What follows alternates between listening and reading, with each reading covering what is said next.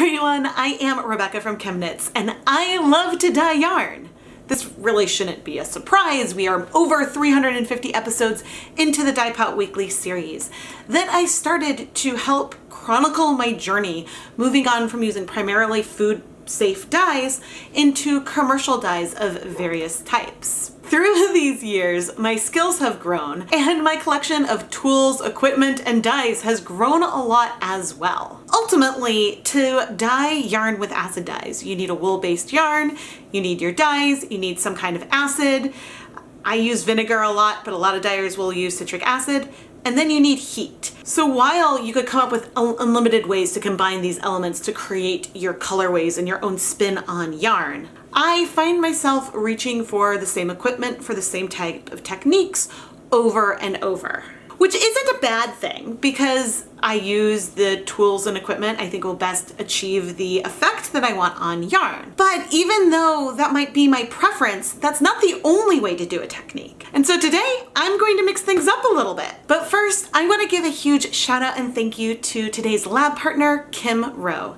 Kim, thank you so much for being my lab partner. I am so excited to dye this yarn for you and I really hope that you're gonna love it. And if you at home want to learn how you can become a lab partner or last minute lab partner for an episode of Dyepot Weekly, go and check out the listings in the ChemKnits Creations Etsy shop. You'll find those down in the video description. There are three main ways that I heat set yarn. I will either do something full immersion in a kettle, lower immersion and more spread out in a catering steam pan, or something hand painted on the countertop followed by steam setting in the kettle. And so I pick the pan that I most likely to use for the technique.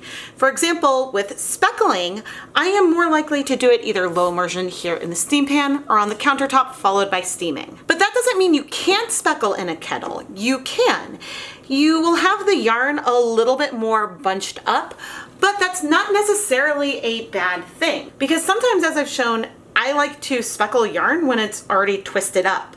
And so that's what we are gonna try out today. We are gonna speckle yarn inside a kettle. We are gonna start off by dyeing a tonal layer for our yarn. In this kettle, I have 16 cups of water and I am going to add 4 tablespoons of white vinegar.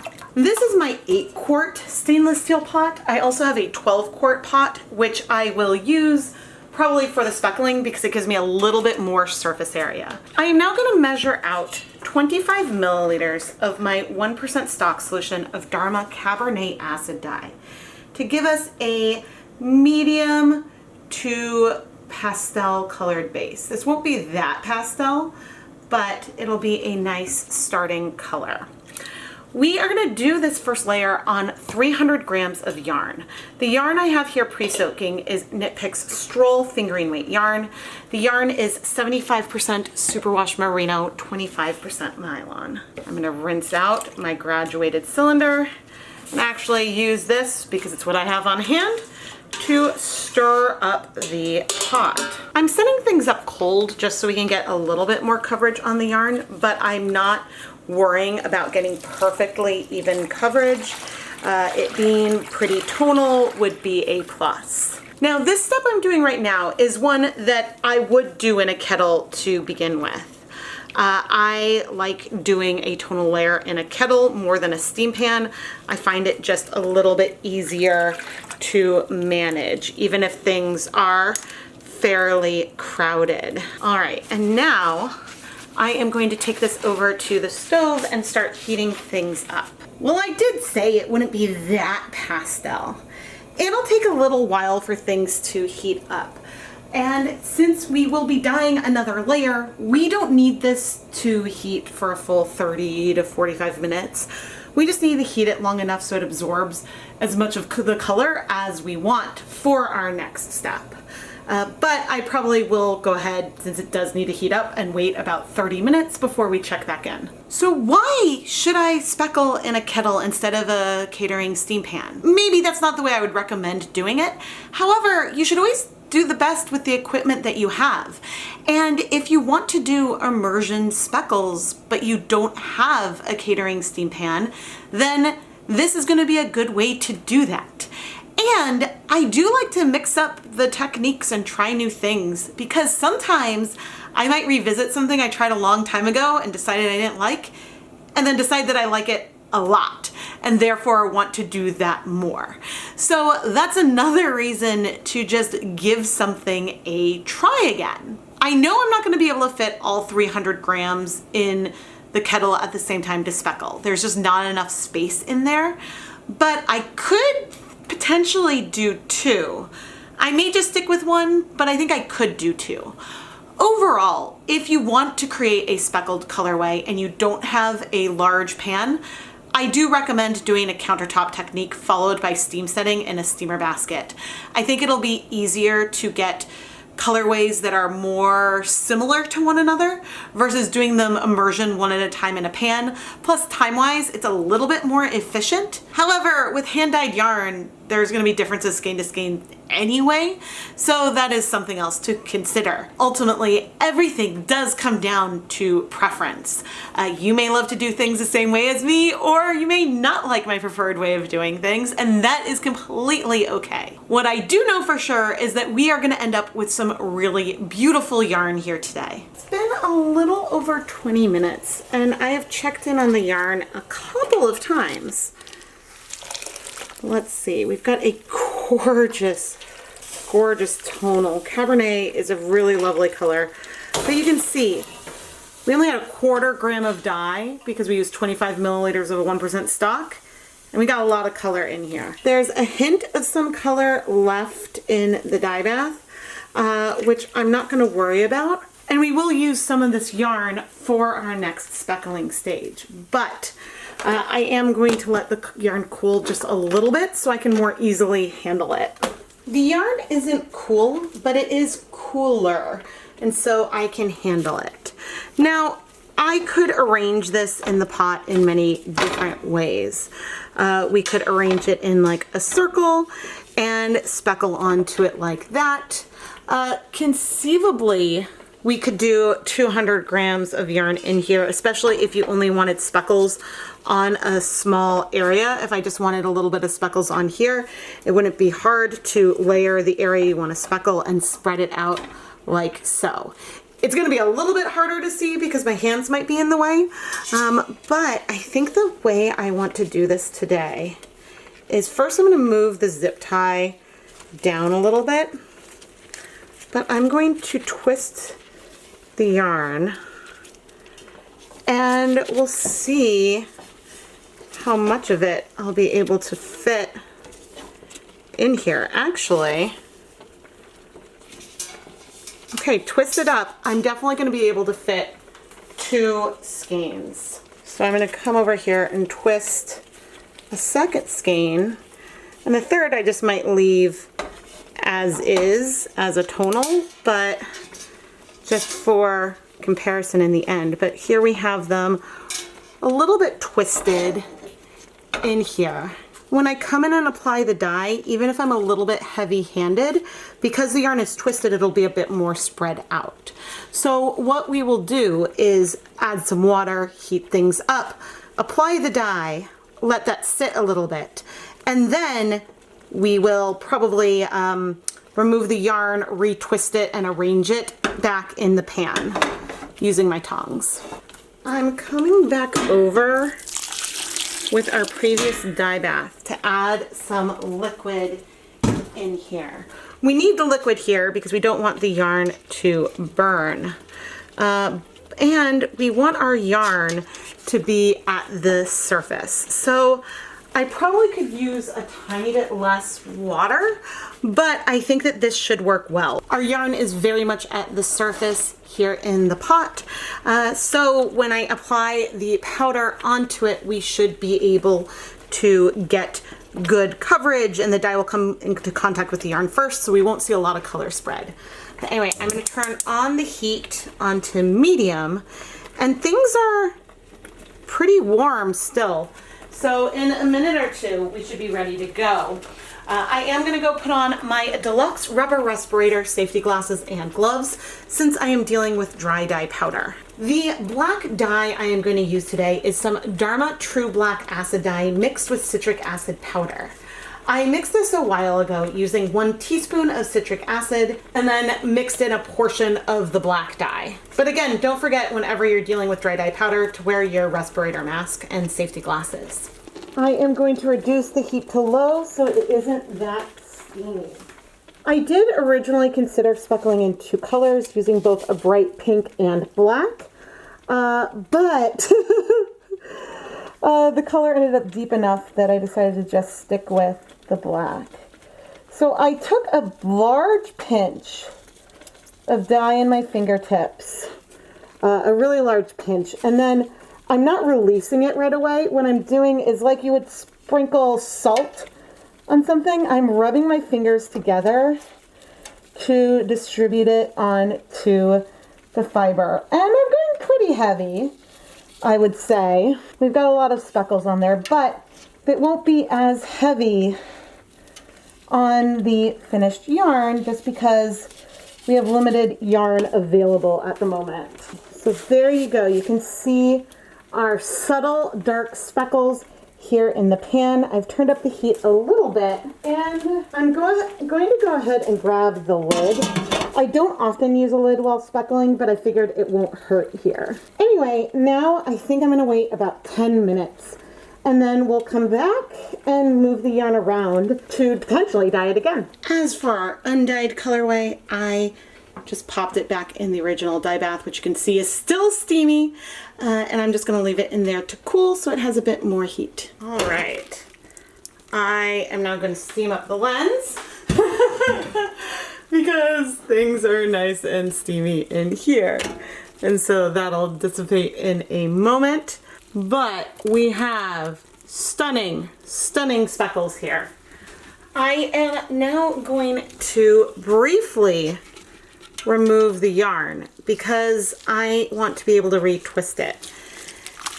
And I'll bring you and show you what it is looking like right now so we can rearrange and twist it to add some more speckles.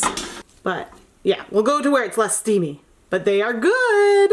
Okay, here is our yarn. And the speckles are not located through the whole skein, even with them heavy on, because as you can kind of see, they're only a little parts of the yarn were accessible at any given time. So what I'm going to do is just sort of flip the yarn at the zip tie, so that way we'll be able to expose different portions of the yarn. Sort of flipping it, ooh, inside out. It is warm. This is something that is, I'll be honest, a bit easier to do with the steam pan because there's more area there to stretch things out, and with the pot I'm a little bit more constrained. But as I twist things back up again and we'll put them in the pot, the goal it will be to have areas where we don't currently have speckles at the surface so we can speckle more of the yarn. And now I'm going to bring the yarn back over and sort of arrange it carefully in the pan using my tongs to fit. So again, this is a bit more awkward for me, but it'll still result in something beautiful. And as I've said, techniques that work well for me may not work well for you, and vice versa, because it's not just about preference, but it's also about the equipment and tools that you have available. So now I'll put my mask back on and we will add more speckles. I apologize if it's hard to see what I am doing, because I don't know if the camera is staying focused on the yarn or if we are focusing up on my hand or what. Oh, I did get a little bit in the water. That'll give a little wash of some color. But just adding on these speckles. I think that it would work well to do this without the yarn twisted, but with having the yarn twisted is doing is that it's allowing me to have the yarn definitely above the surface and to add more yarn over the length of the skein at a time than maybe I would be able to do if it was all scrunched up. I mean, it is scrunched up. If it was scrunched up, untwisted. But now we're gonna wait about 10 minutes again. I removed the lid before I brought the camera back over, just to avoid the really steaminess. And I am going to set these aside cool for a little bit. The heat is still on. I may still do one more dye application, but I'm gonna let the yarn cool for a bit so that way I can easily check the dye placement and see if I want more. If you are limited in the equipment that you have space for or that you can buy, I absolutely would get a kettle over a steam pan, just because I think there's a versatility. And I'm looking through to check coverage and to see what I think and if I'm happy with how many speckles we have. It's a lot harder to do it this way. I'm definitely limiting myself by doing this over the sink versus doing this on the countertop. I mean, it's pretty good. There are some areas where maybe I'd like a little bit of some speckling, but the yarn doesn't necessarily feel unbalanced, and the speckles are so subtle. I think that I do want to do at least one more round. And so, yeah, I mean, I'm not controlling the placement of it a lot, and I am gonna do it twisted again because it does help spread things out. So once again, I am pre-twisting the yarn, and then we're gonna go back in the pot. I didn't know if I would be satisfied after this next round of speckling. I could have been satisfied where I was already, but I figured a little bit more wouldn't hurt, especially going a bit lighter with this round than I have on the previous ones. So wearing my respirator mask, safety glasses, and gloves, I speckled on more of the black dye powder. But this time I let it sit for 30 minutes on the heat to finish setting all of the color.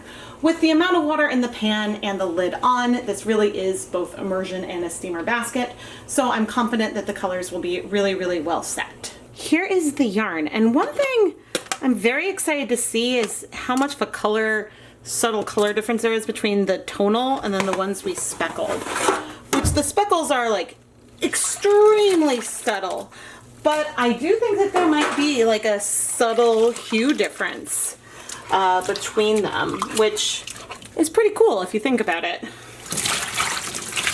Because if I was doing immersion speckling of just white yarn, sometimes you get a little bit of a cast of color on there. So I just wasn't sure. And I'm now going to add a little bit of dish soap. You can see I made some little bubbles, and we'll fill this up. Okay, let's see how we are doing. Definitely would have been more dramatic if I'd gone for less color, but this color is great. And there's no bleeding. So I'm gonna finish rinsing out the soap, then I'm gonna put the yarn through my spin dryer and hang it up to dry. Here is the finished speckled version of our yarn. In a kettle, you can still achieve super sharp speckles, and they can be as heavy as you would like. The only thing that is a little bit more challenging is to distribute them over the yarn. But by twisting the skein in the pot, we were able to have things relatively spread out. There are some areas where there's more speckle, but I think that if I look at the yarn, I do see mostly speckles across the entire skein, at least somewhat. I do enjoy speckling yarn while it's twisted in my catering steam pan as well. I think that it limits the surface area and adds to like a randomness that is really fun. That being said, it is a lot easier to speckle in the steam pan because the walls aren't quite as high, so it makes it easier to see what you're doing than it is in a kettle. But if you only have a kettle, then you certainly can do low immersion techniques in there. I still think that for speckles, I would recommend doing a countertop method followed by a steamer basket. In fact, I think that if I was going to recommend one type of pot that you should get for your dyeing adventures, I would recommend getting some kind of multi-pot. a stainless steel pot with a steamer insert and a lid that gives you the most versatility for having a single pot. We do have one skein of yarn that we didn't speckle, and it is really interesting to compare it to our other yarn because all three of these skeins were kettle dyed at the same time with the same amount of dye. But the tonal that we have where we did not speckle on the black is a bit brighter. It is a little bit pinker, a little bit less muted than our speckled skeins. And I believe this to be from, probably a tiny amount of black spreading out and shifting that hue that we have. The differences are extraordinarily subtle, and there are elements of this rosier pink that we still see in our speckled skeins as well. But that light, super pale wash of black did shift that color. And so this is something that I don't often take a very close look at. I don't often save a tonal before speckling to compare to the color after speckling, to think about how those speckles influence the color. Even if with, say, a yarn where I'm doing speckling on white, I might be like, oh, okay, this bare yarn has a little bit of a gray background or a little bit of a pink, and you can see that pastel shift. But thinking about how that might affect, I guess, a different tonal color isn't something I've looked at. And so that's something really interesting that we observed here today. Kim Rowe, thank you so much for being my lab partner for this episode of Dyepot Weekly. I really hope you're going to enjoy this tonal with subtle black speckles on it. I had a lot of fun trying to do a technique I do often, a slightly different way with different equipment. And this is something that I am very, very happy to explore more of in the future, because I know that a lot of you who are watching and starting your own dyeing journeys may have different tools and equipment at your disposal than what I have here. So please let me know what other techniques you might want to see down below. And Kim, thank you again so much for being my lab partner today. If you would like to learn more about how you can become a lab partner, pick a yarn base, and I'll start filling with your color preferences in mind, or even a last minute lab partner where you can pick from some videos I've already started filming, you can find more information in the listings in the ChemKnits Creations Etsy shop. And feel free, if you have any questions about yarn bases that I may have available, feel free to send me a message on Etsy so we can chat about that further. I am Rebecca from ChemKnits, and while I've been dyeing yarn for years, at my beginning of creating these videos, I was using just all kitchen safe dyes. I started my journey with food coloring, and I still love dyeing yarn with food coloring, and also would be happy to film more videos on that. But the reason why I tend to use more acid dyes now is I just appreciate the breadth and range of color that is so much greater because there are so many dye pigments that are available for dyeing fiber that's different from pigments that are approved for consumption.